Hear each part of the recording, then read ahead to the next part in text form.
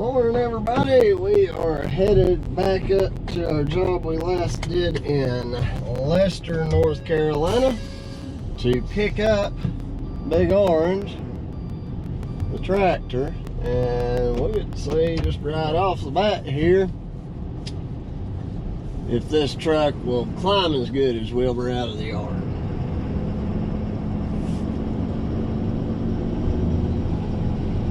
We shall see. Typically something with quite a bit of power like this is bad to spin out. So we shall see. Oh yeah, it's live. Put them lockers in and see how it does it.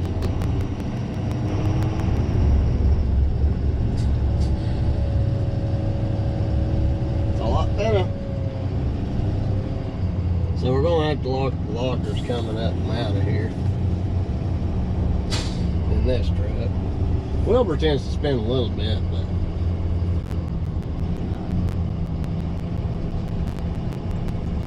coming up that steep part unloaded is definitely going to have to lock the lockers in. But at least we came out of there. Always a good thing, huh? Okay, so here we are, about a week later, and this road looks like it's settling in really nice. We've been fortunate to get just the right amount of light rain to settle these roads. Now you can see here how these little dams have functioned. This right here is that silt that I was talking about washing down after we graded these ditches. So these little piles are going to have done their job catching that silt. Here again you can see there's no silt below, but there's a good bit right here. And it's just a really fine sandy type of sediment. And again, here's that long section where the road really collapsed and was getting eroded out.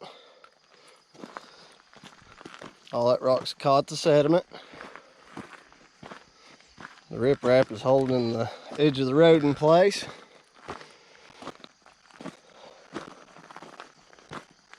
So this road's doing exactly what it's supposed to. It's not washing at all. No problems in this corner. Doesn't look like they're spinning or anything. You can see that Jared brought me some material and put it down here real thick, so you can see where they've had to go off that edge and track just a little bit of dirt down through there. So on our way back down with the tractor, I'm going to spread this and widen this out a little bit for them. See a little bit of sediment right here, but once I widen all this out, it'll be solid. Let's see how much sediment we got up here. It didn't make it far at all. You can see the riprap started here, and that sediment came to about, well, it's went about in there so far. I was planning on it actually making a little bit farther, which it might still with time, but it's doing great. Let's see if we have any erosion up through here. Oh yeah, that road looks great. Shoulder's not washing off any. Let's see if we got, oh yeah. Definitely a little bit of water flowing through these pipes, but not a whole lot, which I didn't anticipate it to. Let's see how far sediment made it. Not really any sediment here. If it was a lot of sediment, it'd be real smooth looking, but that's just dirt. So as suspected, there's not a lot of water running down that ditch, but what is getting trapped by that ditch and getting run right into the culvert. So, very pleased with that. Now coming down to here, you can see this little patch, deer prints. That's your sediment right there. See how it squishes right in? That stuff will clog a culvert pipe in a hurry. Go see what's going on up the road. No washing to be seen. Now this shoulder is got plenty of moisture in it, and if they would get some winter rye or a contractor's mix and just throw it down on here, I bet you within a couple of days those seeds would be sprouting out trying to dig in. Coming around this corner, yep, you can see where it's a little bit muddy looking down toward the end here. That's just sediment that's washed out. It's not anywhere near clogging. You can see where water's, well, maybe you can. You can see where water's washed the inside of that pipe out. So we've got good flow. There's no puddling at the bottom of the pipe. Our sediment has stopped at the head of our riprap. It hasn't gone anywhere. Uh-oh. Well, that ain't gonna work.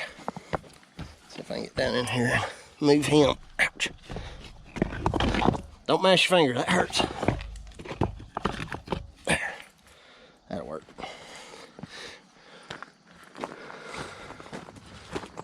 Yep. I don't see any snake trails or worm trails getting cut down through here. There's a little bit of one right there, but that's nothing to be worried about. There's no cutting of any kind, no washing. I mean, you can see that's not compressing at all. So this road's set up very, very well. It's going up around the corner. Go ahead and get this tractor warming up. I do not like to crank anything and not let it run for about 5 minutes. 10 if it's been setting for a while. Okay, so we got a little bit of dirt washing here, trying to come out on our road. So I'm gonna take that loader and I'm just gonna grab this and pull it back all the way to the fence, and that'll fix that. So that's no problem. You can see where this ditch is. Now, like right here, this is your sign that you got some velocity and flow going when it's cutting those little trails, snake trails. But it's not coming near the edge of the gravel, so that's good. Very, very good. All right, so this finished out nice. And as I always do, I left the gravel about 2 to 3 inches higher and overlapped it onto the concrete. If you leave it even or low, you'll end up with a drop. So this is the concrete we ended up pouring. Got all our relief joints. I think it turned out real well. That's a different color because this area is wet right now. Somebody must have been parked here. Been out here with their chalk. It's our sidewalk.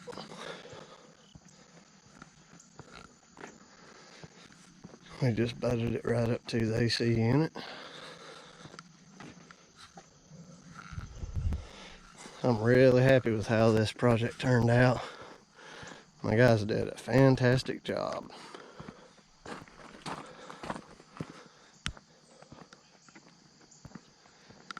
So there you go.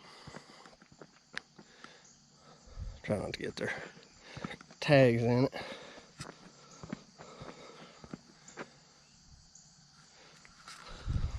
So there you go. Let's head down here and fix this other spot of the drive. Alrighty.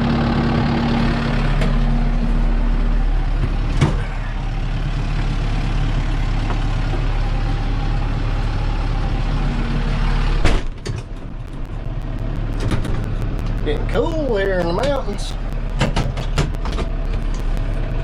We're just gonna grab it and drag.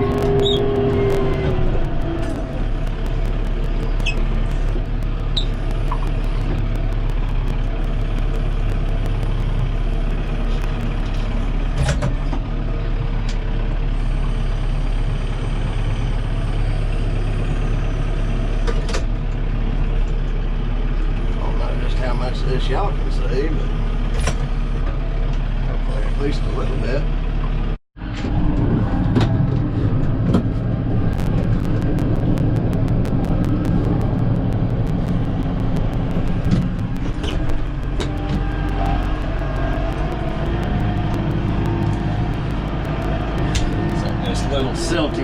It don't take a lot to dress it up.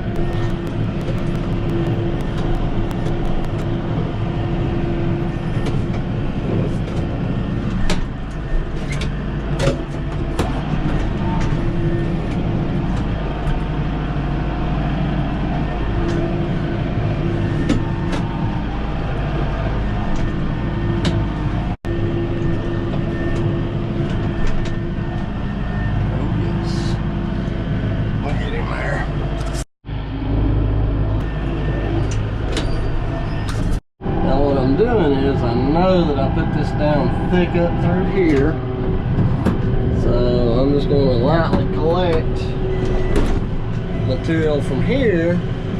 I'm going to deposit it right here where it's a little bit thin.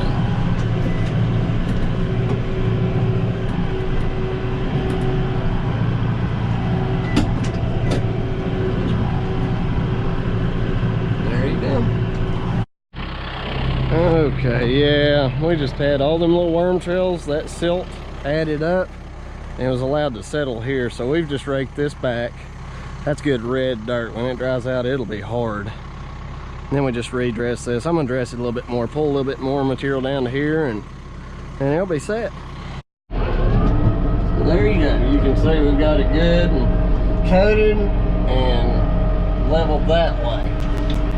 We'll just drive over it a time or two, pack it in with the tire cleats. We'll call this part good. Now this is an ideal moisture content for road one. You can see how much darker it is than it was the other day. But I mean, it's hard. You can see this box blade I've got. Let's see, push that down and that puts force down on the box blade. And you can see it's barely scuffing the surface. You know we got it rolled in good and tight. Alright, let's just take a minute to dress this corner up. Now, one thing we need to keep in mind is we got to leave this little low spot to where it can carry in water that does come down the road. In an ideal world, you don't have water coming down the road. Really, this guy got his whole little section done for free just because he didn't raise a fuss with us using his area to turn trucks around and all that good stuff. I have to do something a little bit different here.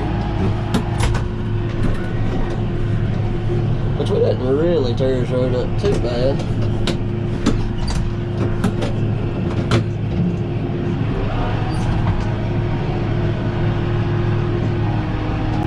That moisture content is perfect. It almost looks like concrete to a degree. It's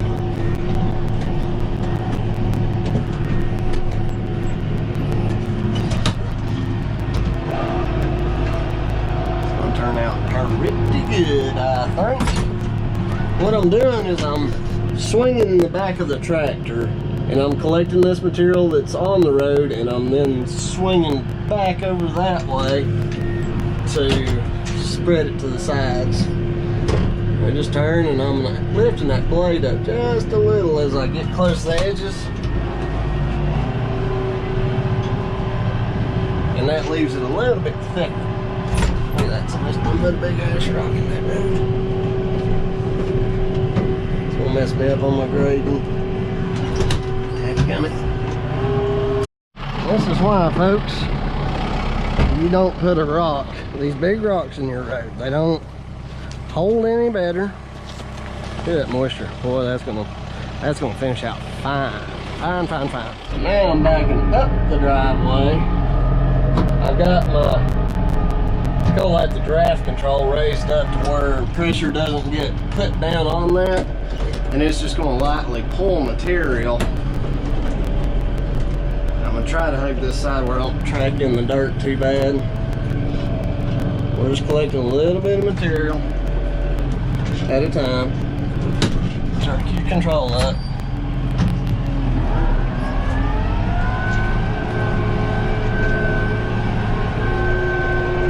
Let's get one more go.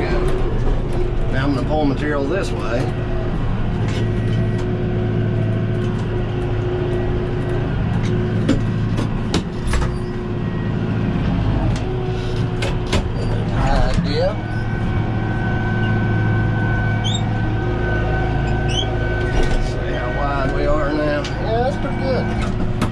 just a little bit more down this way. And then we're just going to taper it out.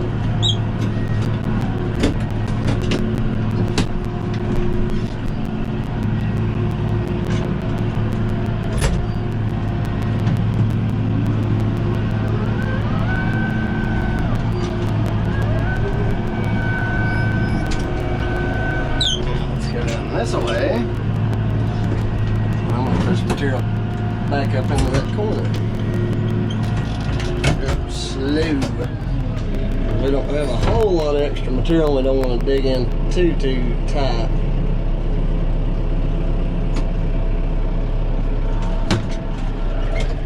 There we go. Like I say, we did this section for free, just as kind of a thank you.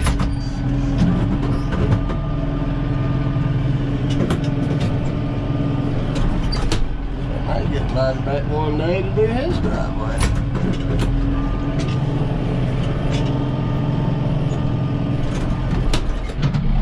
Let's see how that turned out. Oh yes. Oh yes. Turned out quite well. Well, when that stuff dries out, you talk about something setting up. That is going to do it.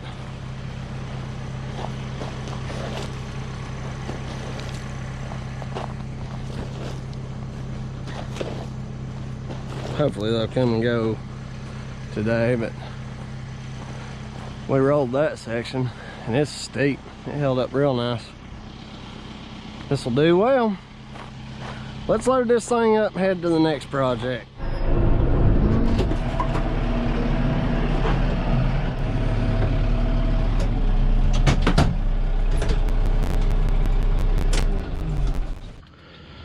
When you're chaining your stuff down, always check to make sure that you got that little pin right there between that, because those things will rust or they'll get in a bind and break off, and one day you'll be throwing your chains on. Hopefully it happens while you're throwing them on and this hook will just fall off. So always check those every single time, because I put a new one on and a couple of chain downs later, hook fell off. It was gone. So you don't want it to come off while you're going down the road. Now this is your chain spool on the side of a trailer. You've got stake pockets and chain spools, and you can do your chains any way you want, really. Sometimes if it's a lighter load, I'll go through there. If it's a heavy load like the excavator and I have to use this for some reason, I'll come back up and through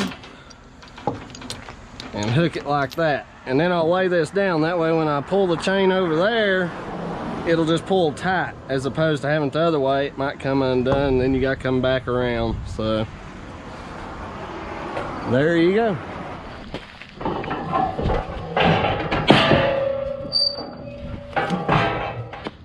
Now if you're going to use these turnbuckle style binders, there's really not a whole lot of a lip. You can get it to hang here, but on something that's rubber tired, more than likely when you load, you're not sitting flat and the trailer can be twisted, and when it untwists, it can loosen your chains up and it doesn't leave a whole lot, and you can just barely move that and your hook's already come undone and it'll just work its way off. So the way I'll do it, again on a light load, I'll do it this way. Use your one end of your chain to hook here, then hook your binder on that, and then you pull it tight, and then that way, if it loosens up, it's not coming loose. You can't hardly, you see I had trouble getting it to hook, so by the time you ratchet it down, that chain would have to loosen up a whole lot before it ever turned loose. Another thing is once I get done tightening it, I'll always just go ahead and flip my reverser and let it latch. The DOT in the States, I know North Carolina allows you 1 inch of flop. So this chain can flop an inch before you get a ticket for improper load securement. Now, as far as load securement, on this type of setup, the DOT requires if it's 10,000 pounds or less, you have to have 2 chains and 2 binders. Okay, if it's over 10,000 pounds, you're required to, like say this was a 15,000 pound tractor. Instead of just running through there, I would have to loop a chain through here and have a binder connecting it. So you would have to have 4 separate binders, connecting points. If you're ever in question, look at the load limit. Usually on these binders, like this is a 9,200 pound binder. Okay, that's a weight load limit on this. So you can use that to kind of reference as to how many of them are going to need to be held to hold a piece of equipment down. Now, if it gets up, generally for me, for every 10,000 pounds, I add 2 connecting points and 2 binders. That'll keep you safe with the DOT. It'll keep you out of trouble.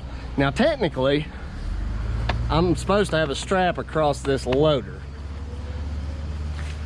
And technically, I'm supposed to have a strap across this. North Carolina really, you know, they're not too picky about that. I've never had anybody say it to me, and I've been stopped by the DOT and they don't hit on that. But it's my understanding that the books, you're supposed to have any moving part. Now, if you're hauling an excavator, you better have a chain or a strap across that boom, because that sucker, if something crazy happened, that excavator could swing, free swing. So it's more you need to keep the public safety than to cover your tail as far as a ticket. Now, even though I pulled miles and miles and miles, every single time I stop, I check my chains, my cable, and I make sure that this is down, latched and locked, and it has that on it. It's got to have it on it. Now, if you get one of these and it's not wanting to spring back, usually you can just put him in there and squeeze it, and that'll bend it back. It doesn't take a lot of pressure to hold this guy in. Down the road we go. Now, before I forget, right now this one has both pins in for the barn gate, which means I can flip this up, unlock the airlocks, and this tailgate will swing out. My next jobs require me to haul gravel, so I don't want to have this bed full of gravel, release them air tailgates, and that gravel bind up against that tailgate, because then I'll either have to, if I'm lucky, have a machine there and shovel it out of the bed, or I'll have to shovel it by hand. That's not too bad. Have to get me something to, what have I got here? That'll probably work.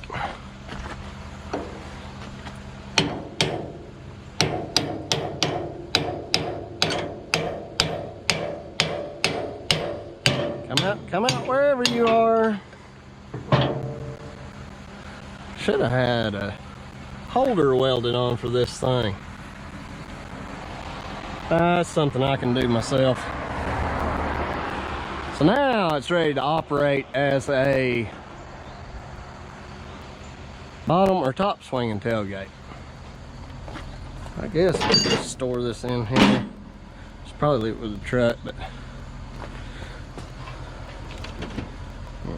here.